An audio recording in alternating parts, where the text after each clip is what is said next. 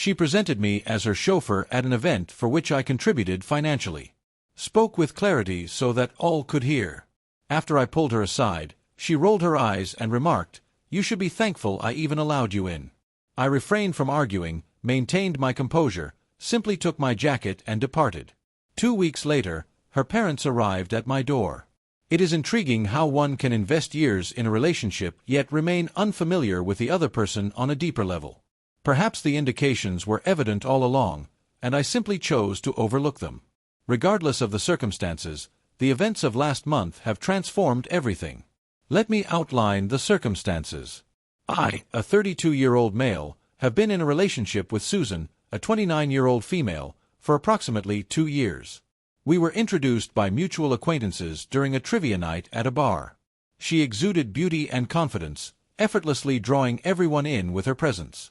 I experienced a significant impact. Susan is employed in the IT department of a technology firm located in the downtown area. In an entry-level support position with modest compensation, she consistently spoke about her role as if she were in charge of the entire operation. I operate as a general contractor, managing my own small enterprise. While it may not be glamorous, I have developed it from the ground up into something I take great pride in. It covers the expenses and provides additional benefits. At the beginning of our relationship, everything was ideal. We would dedicate our weekends to discovering the city, sampling new dining establishments, and enjoying independent films at that charming theater she adored. Upon reflection, there were consistently subtle indications that something was amiss. Minor remarks regarding my attire, understated humor about my vehicle, and the reality that in 2 years, she has yet to introduce me to any of her colleagues. I overlooked everything because, quite simply, I was in love. Approximately a month ago, Susan informed me that her company was organizing a significant client appreciation event at a prestigious hotel in the downtown area. She was assisting in the organization, and she appeared quite anxious about ensuring that every detail was flawless. Jessica from IT has informed us that she will be bringing her boyfriend, a detail she shared one evening while browsing through her phone. He is a legal professional. Could you please bring someone along? I inquired, without giving it much thought. I can provide moral support if you would like. She paused for a brief moment, but I noticed it. I suppose your attendance would be welcome.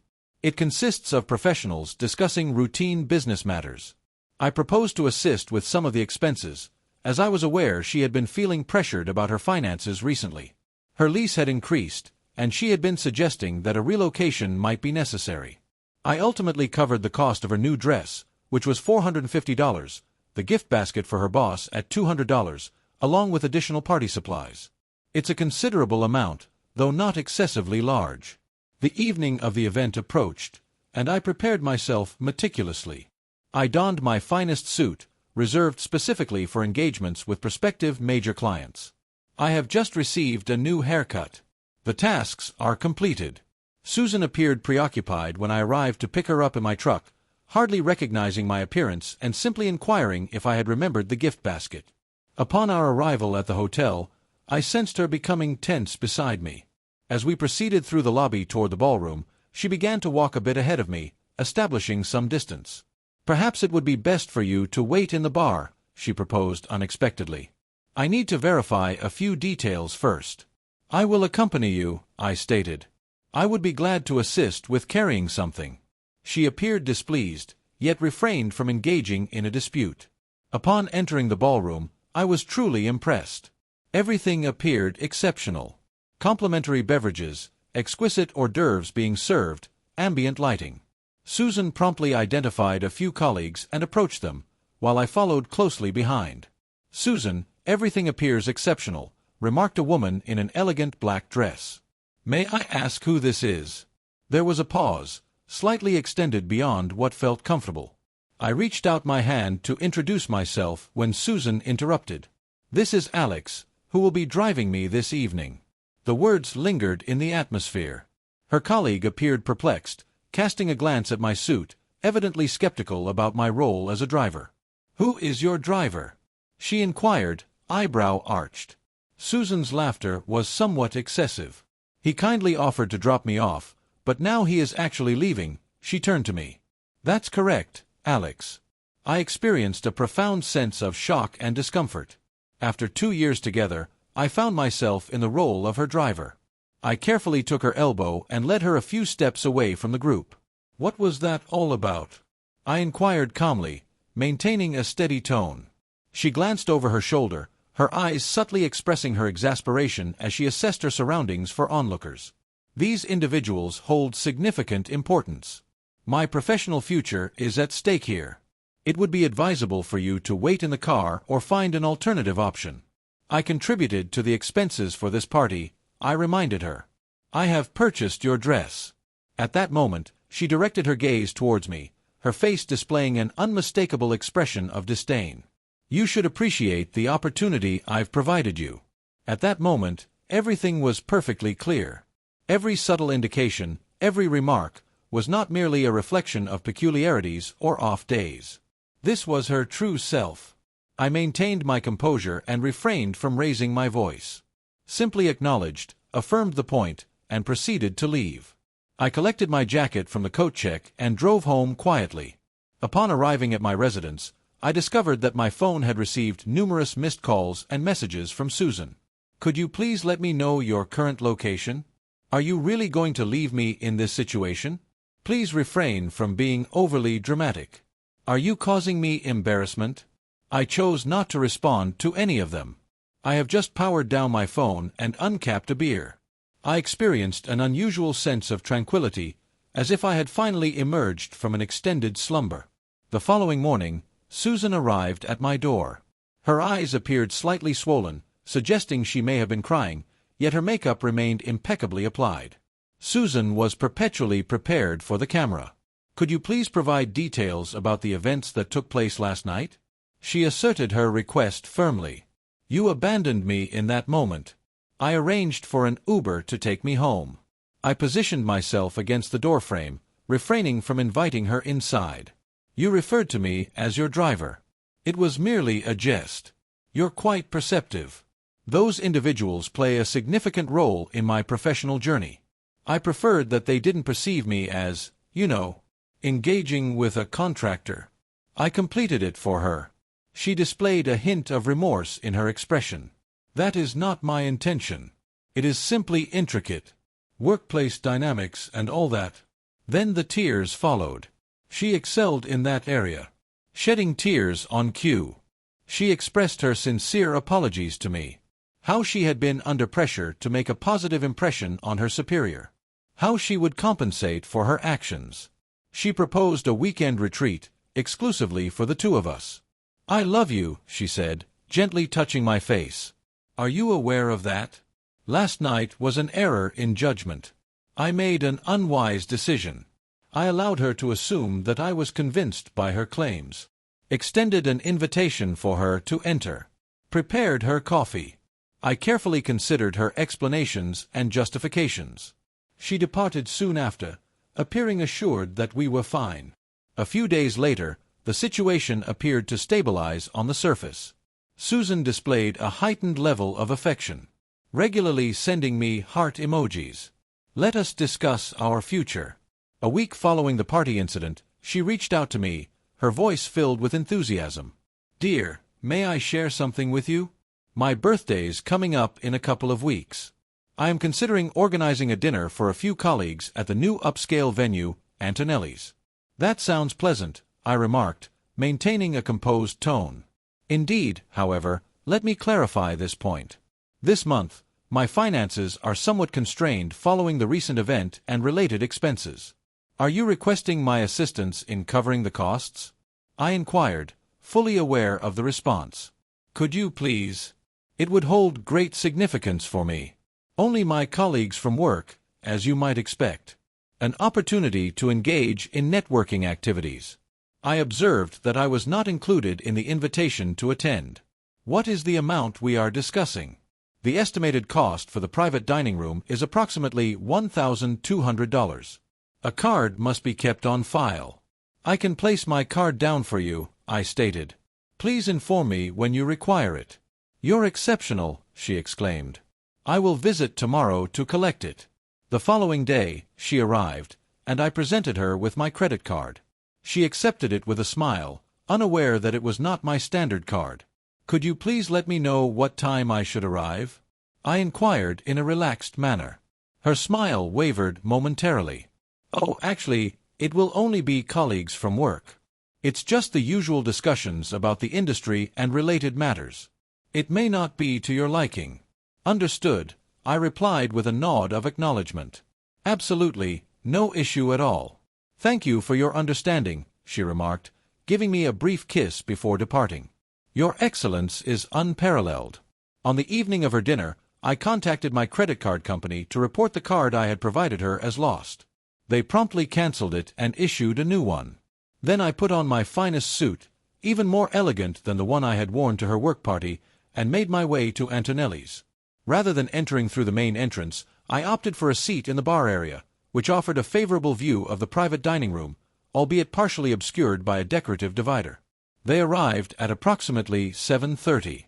Susan appeared remarkable in a new dress I hadn't seen before, surrounded by her colleagues. I identified the woman from the event who had seen her refer to me as her driver. There was an unfamiliar individual who consistently placed his hand on the small of Susan's back. She remained still under his touch. In fact, she appeared to be embracing it. I placed an order for a scotch and observed attentively. They were enjoying themselves, capturing moments, and raising their glasses in celebration. Susan thrived in the spotlight, commanding the focus of everyone around her. I observed the distinct change in her appearance here. Self-assured, lively, distinctly different from the frequently dissatisfied partner who merely served in a technical support role. At 9:45, precisely on time, the server delivered the check to their table. I observed Susan assertively present my credit card, a self-satisfied smile gracing her face as she dismissed her colleague's suggestions to share the bill. "Today marks my birthday. I kindly request your attention. This is my treat," I can envision her expressing. The server departed with the card. Time progressed steadily. Then I observed him come back, bending slightly to engage in a quiet conversation with Susan. Her expression shifted, uncertainty evolving into alarm. She handled her phone with some difficulty, likely reviewing her banking application. She then began typing rapidly, undoubtedly sending me messages. My phone vibrated in my pocket. "Alex, there appears to be an issue with your card. It is experiencing a downturn. Please contact me at your earliest convenience." I chose not to respond. A new message has been received. This matter requires attention. I appear unprofessional in front of everyone. The total amount due exceeds $1,200. Nevertheless, I remained silent. I savored my scotch while observing the unfolding drama. Susan appeared noticeably unsettled, her complexion reddening as she offered justifications to her colleagues. I observed her attempting to use different cards from her wallet. Fully aware of her situation, I recalled her recent complaints regarding her credit card debt. After 5 progressively urgent messages, I ultimately responded. "Kindly turn around." I observed her reading the message, her head abruptly lifting in bewilderment. She then pivoted, surveying the room until her gaze settled on me at the bar. Her complexion lost all its color. I rose, settled the bill for my drink, and proceeded with composure toward their private dining room, retrieving an envelope from my jacket pocket as I neared. The abrupt silence upon my entrance was nearly humorous. Susan's eyes opened wide in shock. A number of individuals at the table appeared to acknowledge my presence, including the woman from the gathering. "Is this not your driver?" one individual inquired of Susan. I smiled warmly at the table. I was her boyfriend for 2 years. I retrieved several photographs from the envelope, capturing moments of us together at various events, holidays, and vacations. I arranged them on the table. I was the individual who covered the cost of her dress at your client party, provided the gift basket for her boss, and was referred to as her driver for my efforts. The silence was profoundly noticeable. The individual who had been making contact with Susan's back abruptly moved away from her. The supervisor, an imposing figure at the head of the table, scrutinized the photos with a critical gaze. "Alex, may we discuss this matter outside?" Susan let out a sharp breath, her face now flushed with color. "There is no need," I stated with a friendly demeanor. "I wanted to take a moment to wish you a happy birthday and inform you that the card has been canceled and reported lost as of yesterday." Could you please clarify what you have done? She let out a loud cry, completely losing her composure. I stood tall, straightening my suit jacket. I would like to address your inquiry from 2 weeks ago. No, I don't appreciate your decision to let me in, but I do value the clarity it has provided. I approached the table. Wishing you all a pleasant remainder of the evening. The check is now in your possession, Susan. She sprang to her feet, seizing my arm. It is not acceptable to leave without proper consideration. Please ensure that the bill is settled. I observed her hand resting on my arm, then redirected my gaze to her face. I calmly expressed my discontent and then proceeded to leave. As I departed, the tumultuous sounds of chaos resonated behind me. Susan called my name loudly, while others whispered in uncertainty, and one person proposed that they share the bill. I did not look back. The following day, the messages and phone calls were incessant. Susan oscillated between seeking my forgiveness and issuing threats to undermine my reputation. I have blocked her number. She visited my residence on 2 occasions. I chose not to respond to the doorbell. She left emotional voicemails using her friends' phones. I removed them without reviewing. A week later, a colleague of hers made contact with me on LinkedIn. It has come to light that an HR investigation was initiated at the workplace following the discovery by her supervisor that Susan had misrepresented her role and responsibilities, taking credit for projects in which she had no involvement. The individual who had been inappropriately interacting with her at the restaurant? A senior developer she had been discreetly involved with suddenly withdrew from her following the dinner incident. 2 weeks following the unfortunate events of the birthday dinner, a knock resonated at my door. I opened the door to discover an older couple standing there, appearing quite uneasy. The familial resemblance was evident. Susan's guardians. Mr. and Mrs. Davis, I remarked, truly taken aback. I had a brief encounter with them during their visit to town. Alex, her father remarked, his expression reflecting deep concern. Could we enter, please? I welcomed them in, intrigued by the reasons that led them to my doorstep. We gathered in my living room, the atmosphere charged with a palpable tension. We would like to extend our sincerest apologies, her mother finally stated, for Susan's behavior, for everything. Her father acknowledged with a nod. She has faced challenges since that evening at the restaurant. She has been let go from her position. Had to return to reside with us. I expressed my regret, and a portion of my sentiment was genuine. Regardless of the circumstances, my intention was to ensure that Susan did not experience any pain. I simply desired her absence from my life. No, there's no need for an apology, her mother stated with conviction. She brought this upon herself. It has always been evident that Susan has a tendency towards materialism. We may have allowed it to go on a bit excessively during her younger years. Her father appeared to be filled with regret. We advised her to seek a partner who is financially secure. Advised her to make the most of her appearance while it was in her favor. However, we never anticipated she would reach this level. That clarified certain aspects. I recalled how her father had once made a light-hearted comment about Susan catching a significant fish upon learning that I was a business owner. She recounted the events, her father elaborated. Initially, that was not the case. She returned home with a narrative regarding your actions that made her feel embarrassed. Ultimately, we were able to extract the truth from her. Her mother retrieved her purse and extracted an envelope. She feels too embarrassed to come in person, but we wanted to ensure you receive this. Enclosed was a check for $925 along with a handwritten note. I apologize for the dress, the gift basket, and all other matters. I examined the check intently.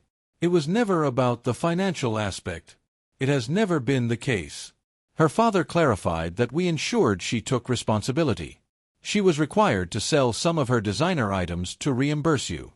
A modest advancement, yet it signifies progress. Thank you, I replied as I neatly folded the check back into the envelope. Thank you for your presence.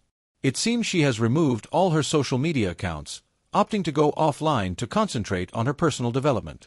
In my view, the business is performing well. I have commenced dating once more, with a sense of caution. Last week, I had the opportunity to enjoy coffee with a woman who works as a kindergarten teacher. Upon sharing that I was a contractor, She engaged with insightful questions regarding my profession and appeared sincerely intrigued by my responses. Occasionally, I reflect on that instance in the hotel ballroom when Susan referred to me as her driver. Despite the difficulty I experienced, I now hold a sense of gratitude for it. Certain individuals reveal their true selves during significant occasions. Some individuals expose their true nature through subtle, informal acts of unkindness. Regardless of the situation, when an individual reveals their true nature, take them at their word from the outset. I wish I had embraced it earlier. For those inquiring about the credit card situation, she did not face any issues related to fraud. The card was genuinely provided to her by me, and I did not report it as stolen, only as lost. In such instances, the bank proceeds to cancel and reissue accordingly. Indeed, it was unprofessional to leave her with that bill. However, after being treated as a mere source of funds for 2 years, I believed I was justified in expressing a bit of pettiness.